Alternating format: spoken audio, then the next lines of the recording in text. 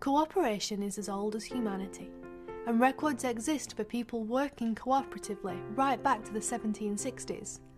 But the cooperative movement as we know it today began right here on Todd Lane in Rochdale.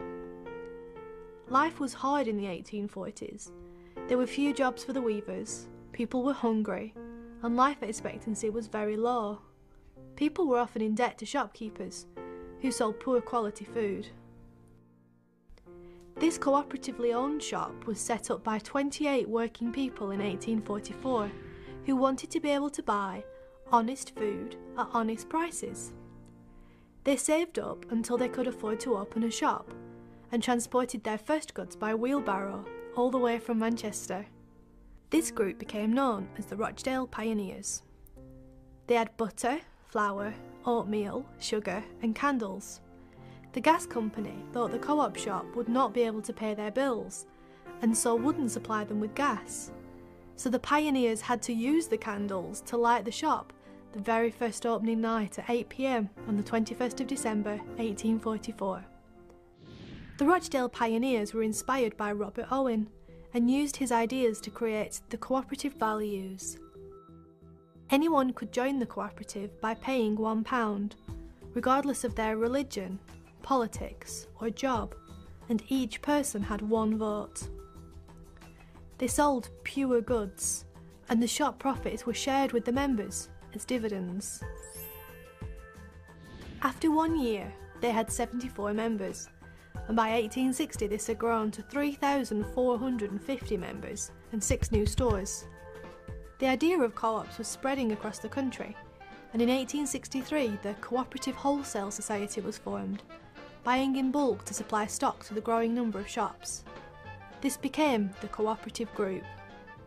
Most co-ops had a reading room above the shop that members could use, as education was seen as very important for all.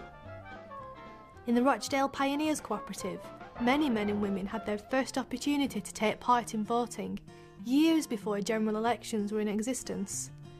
Women were welcome in cooperatives from the very beginning, given equal voting rights, and were allowed to sign for their dividend.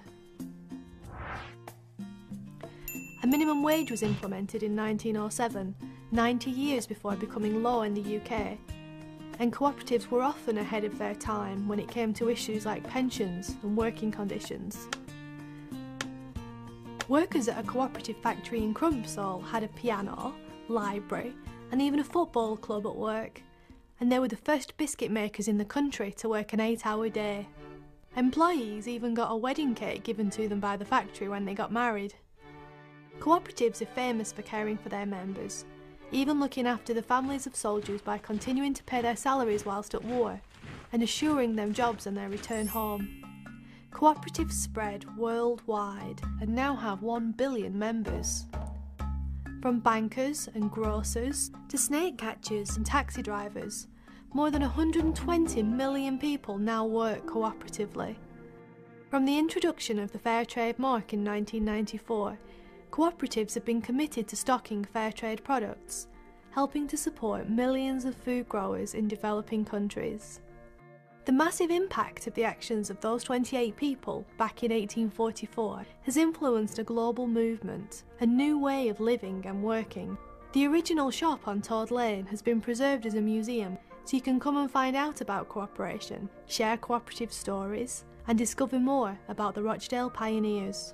You can check out the website to have a virtual tour of the Todd Lane Museum, or come and visit in person. The Cooperative Heritage Trust has recognised the relevance of cooperation in today's society, and with your help can continue to develop the Rochdale Pioneers Museum and National Cooperative Archive at this important time, so we can all inspire future generations.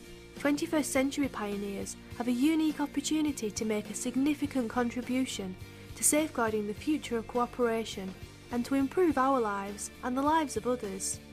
It's now our time to make a difference as we move towards a brighter, more cooperative future.